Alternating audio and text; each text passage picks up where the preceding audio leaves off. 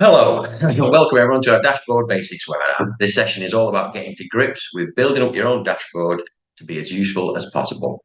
Everything we're covering today is available in your accessplanit platform as standard.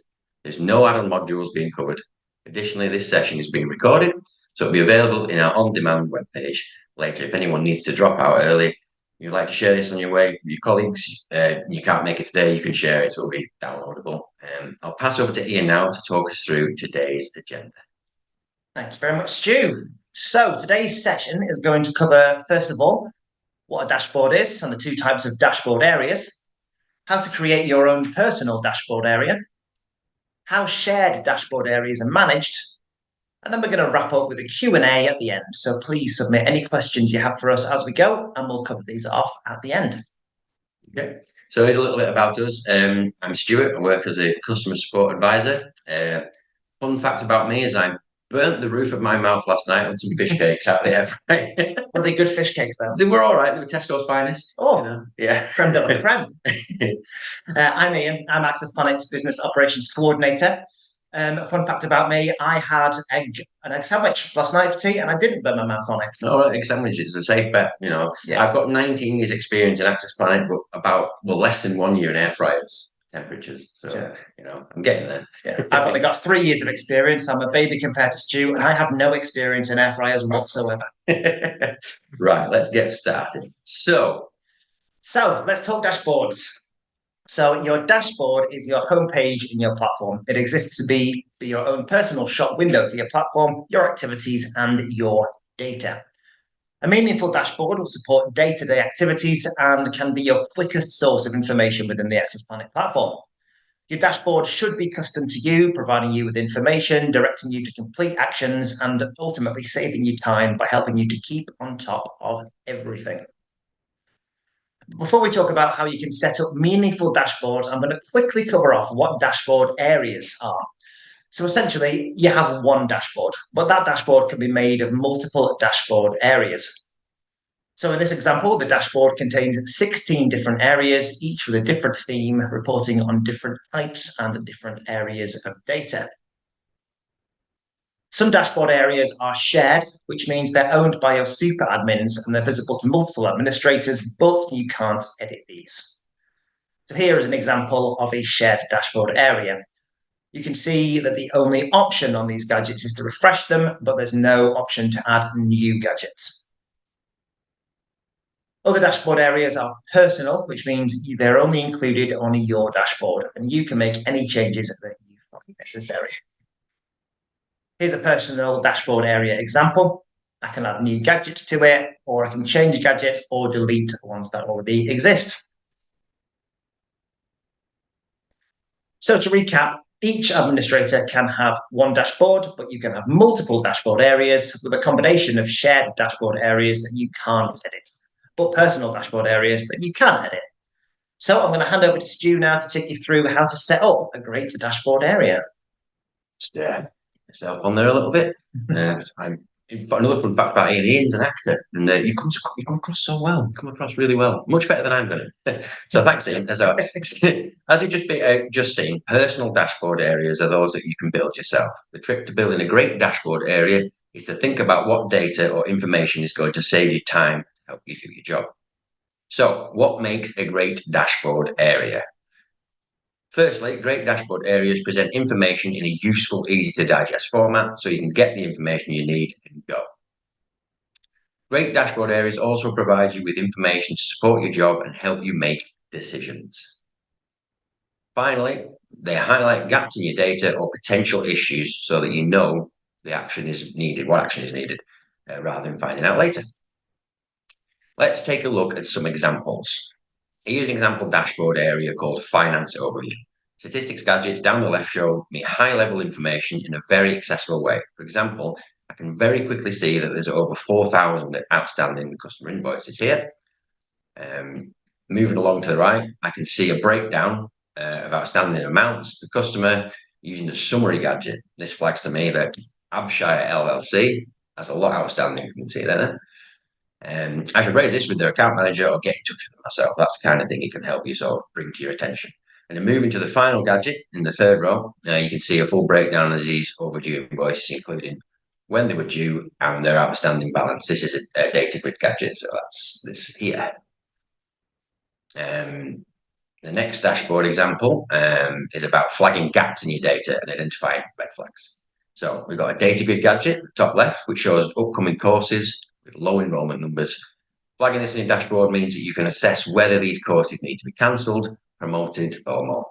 We have another data grid gadget underneath this, which shows us placeholders on upcoming courses that still have places left to assign the delegates. So it could be a flag telling me that I need to get in touch with the customers. Down right, we have statistics gadgets. So at the top right there, you can see 6 future courses. Oh, I think I'm in the way of that, actually.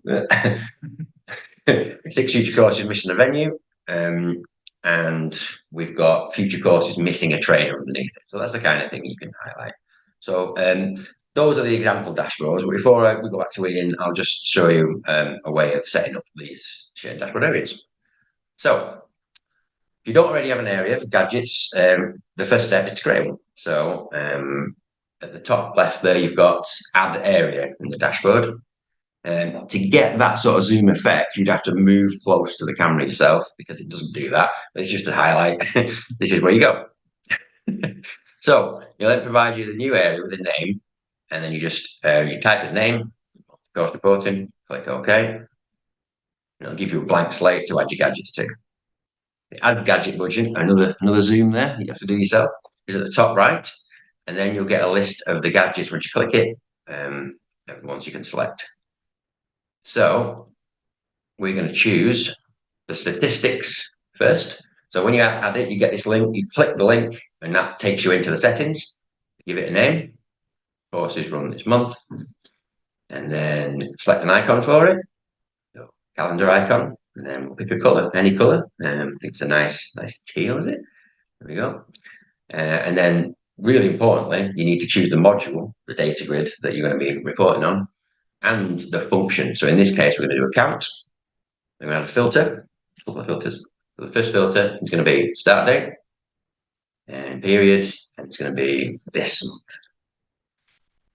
And then add another one, which will be course status.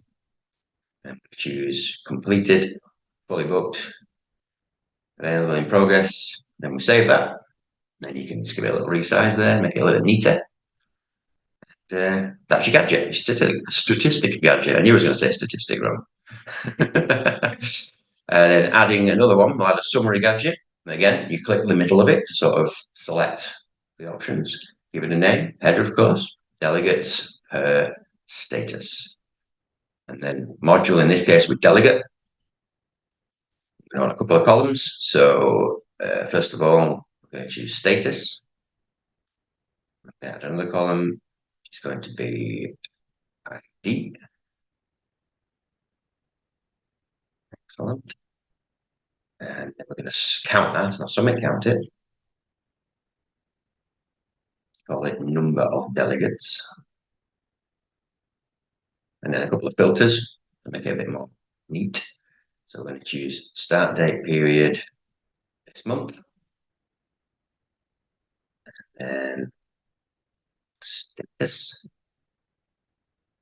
It's in. I'm going to choose completed, cancelled, in progress, booked, waiting list, and transferred. Save that. And then there we go, our nice little gadget. We can obviously move that as well, put it where you like, make it look a bit neater. And there you have it. Wonderful. Thanks, Stu. What's your favourite gadget type? It's a tough one. I like a bit of colour, but I would say probably data grid. Data grids, yeah, gonna have to be. You get quite a lot of information in data. You can filter it, sort it. Yeah, that was for a gun point. Yeah, I'd choose data grid. Yeah.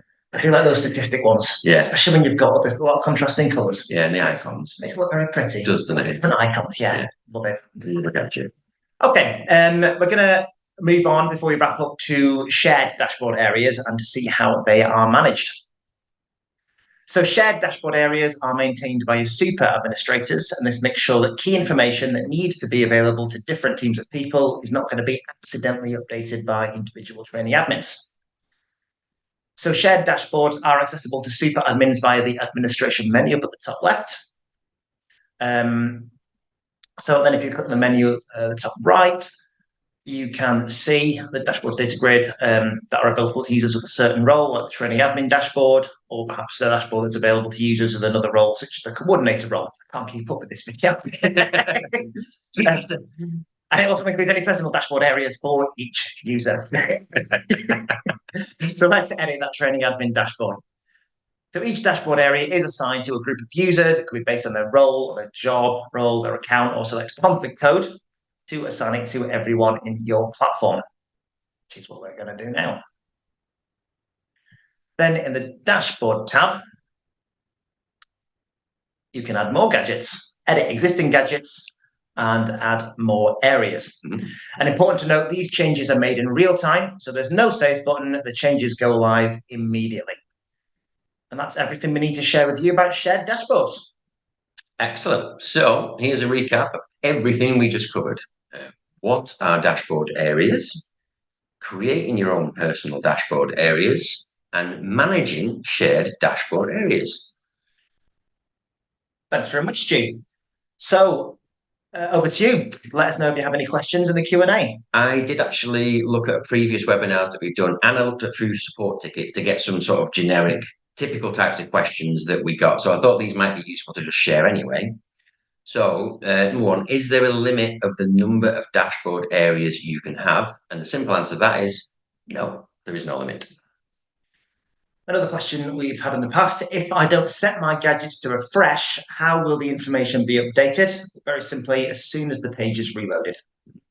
Can I save as or clone dashboard areas? That's a no currently, but if it's something you feel that would be useful to you, by all means, submit a product suggestion and the product team will review that and see if it's something we might implement in a further release later down the line. And I noticed that there was a trainer dashboard in the list of shared dashboards. What kind of information would be good on a trainer dashboard? So think about what would save your trainers time, what information would help them to make decisions. For example, their calendar or a list of upcoming courses, the number of courses running today, or tomorrow, or next week, maybe even a list of course notes. The possibilities are endless. Absolutely. And we haven't had any actual questions, so I'm glad that we prepared a few, because those are the typical questions people would ask anyway. So Great. So before we let you all go, here are a couple of the free webinars that are coming up for you over the next few weeks. So first of all, on the 24th of September at 2 p.m, we've got Sean and Sarah telling us all about centralizing your communications with the Outlook plugin. And then on the 8th of October at 2 p.m, we've got troubleshooting workflows with Sean and Jamie. If you'd like to join either of those webinars, you can access the website, or you can scan the QR code that you can see up there at the top right. Or alternatively, you can access the booking links for these through your customer hub. If you'd like something a bit more custom for your team, that's something we can also help you with. The best way to do that, have a look on our website for a bit more information, or for any specific questions, simply email customersuccess@accessplanit.com. Okay, so thanks very much for your time today, and we hope you found the session useful, and good luck with your dashboarding. Shuffles papers.